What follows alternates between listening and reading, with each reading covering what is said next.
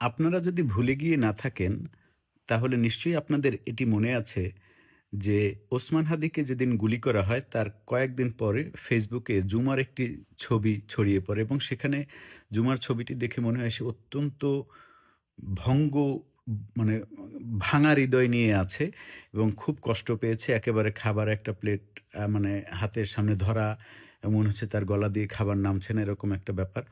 এবং তারপরে যখন আ সেই যে আ অভিযুক্ত যে ফয়সাল করিম না কি যেন নাম? ফয়সাল করিম মাসুদ বা এরকম কোনো একটা কিছু। আ সে যখন পালিয়ে-টালিয়ে যায় তার আগে পরে জুমা অনেক কথা বলেছে, অনেক কিছু বলেছে। কিন্তু অদ্ভুত ব্যাপার যে আজকে যখন এই ফয়সালকে ধরার সংবাদ এলো, সাথে সাথে জুমার ফেসবুক আইডি গায়েব। আজকে তো জুমার উৎসব করার কথা। জুমার মানে লাইভে এসে তার আনন্দ প্রকাশ করার কথা যে অবশেষে সরকার খুনিকে ধরাতে পেরেছে এবং খুনি বাংলাদেশে আসছে এবং হাদি হত্যার বিচার হবে।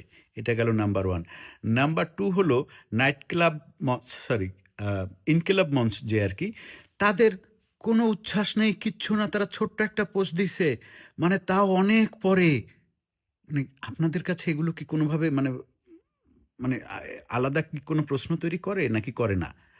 যদি আপনাদের না করে, আমার একারই করে থাকে, তাহলে হয়তো আমি বোকা-দোসা মানে কি আর বলবো আরকি।